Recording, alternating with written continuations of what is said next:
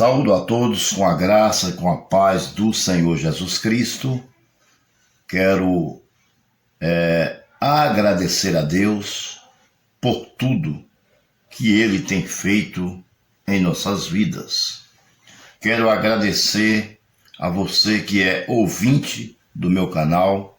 Quero agradecer a você que me permite o privilégio de poder entrar em sua casa através da pregação da palavra de Deus, usando as redes sociais. Que Deus abençoe a você e toda a sua família. Senhor, nós te louvamos, nós te bendizemos, nós glorificamos o teu nome na beleza da tua santidade.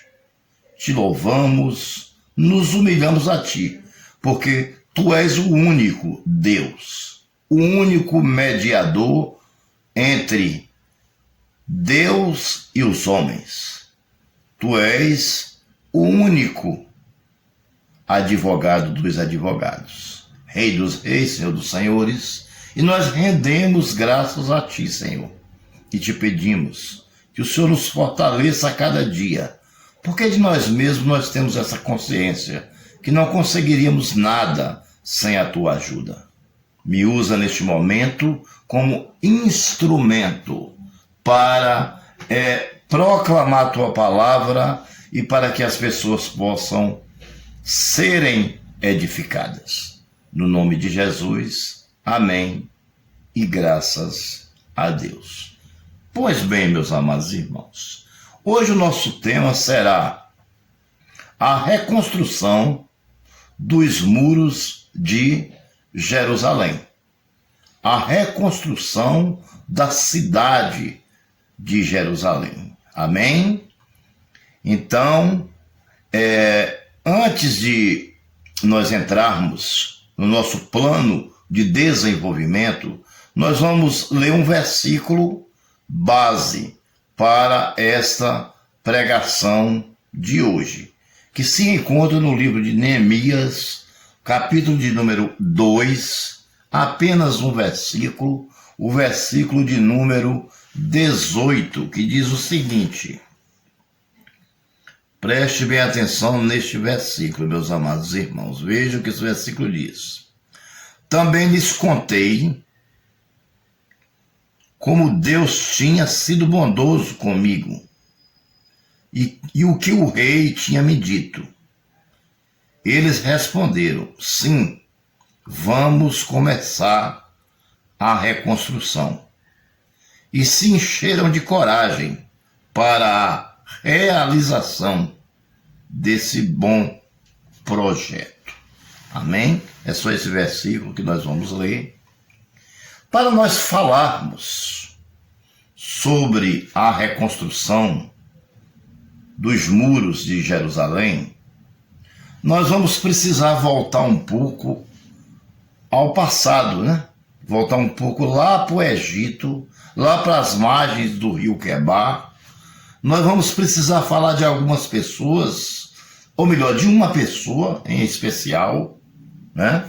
Que foi o profeta Ezequiel, contemporâneo de Daniel e de Sadraque, Mesaque e Abednego. Amém?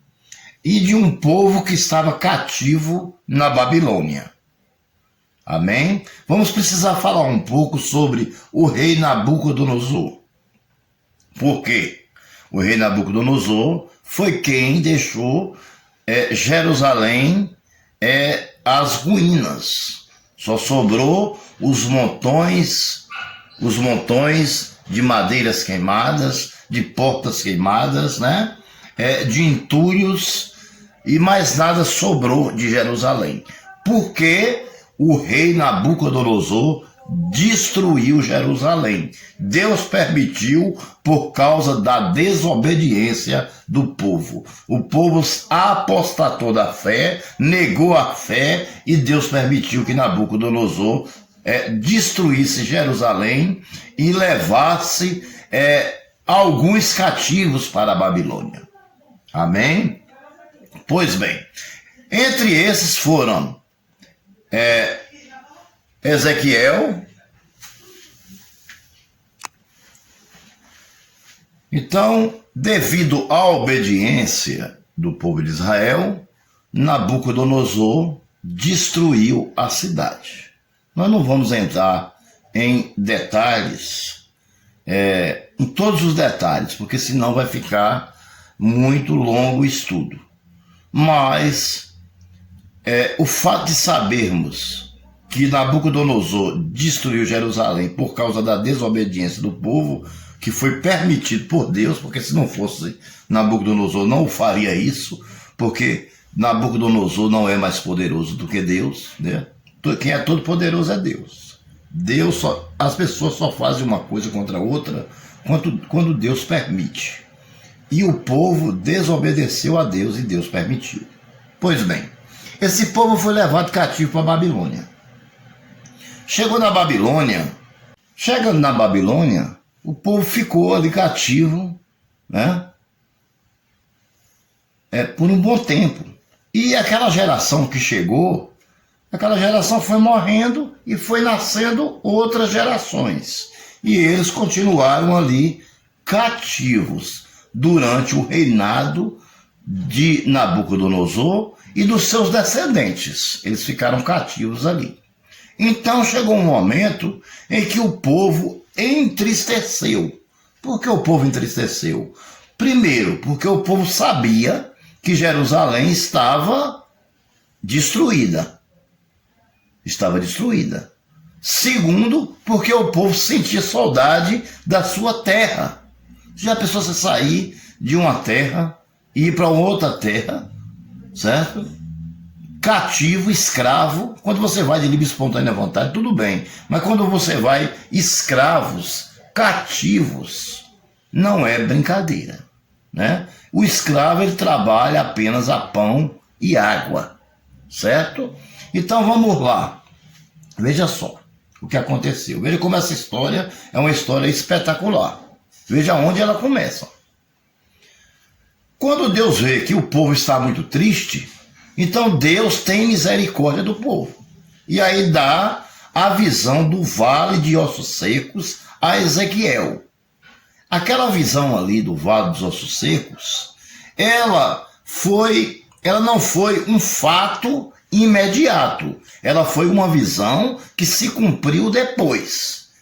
O vale estava cheio de ossos, criou carne, ele profetizou, né? E se formou um grande exército. Ossos batia com ossos e ossos juntava com o seu próprio osso. E juntou um grande exército e ficaram de pé, né?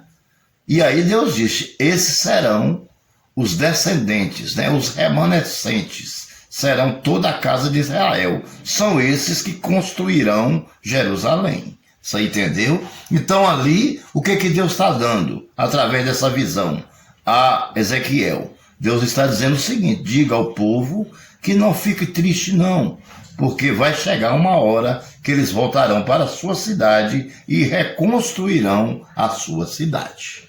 Amém? Pois bem, e isso veio acontecer onde? Exatamente com Neemias. A descendência de Nabucodonosor foi morrendo o rei, até chegar no seu neto, que é quando acontece a escritura na parede, porque ele usa os utensílios sagrados de Jerusalém, que estava lá na Babilônia, guardados, que Nabucodonosor destruiu, mas trouxe os despojos. E as taças de ouro que eram usadas no templo de Jerusalém, o neto, Belsazar, né, o neto dele, que era uma pessoa muito petulante, incrédulo, que adorava mais de 10 deuses, fez questão de tomar as taças para blasfemar contra o nosso Deus. E aí Deus escreveu com o seu próprio dedo, Meneque, Etel e Parsim, que significa, quando chamaram Daniel para dar a interpretação, Daniel disse: achado, pesado foi da balança, e foi achado em falta. Por isso entregarei o teu rei aos medos persas, que era o rei Ciro, que Deus chamou de meu ungido.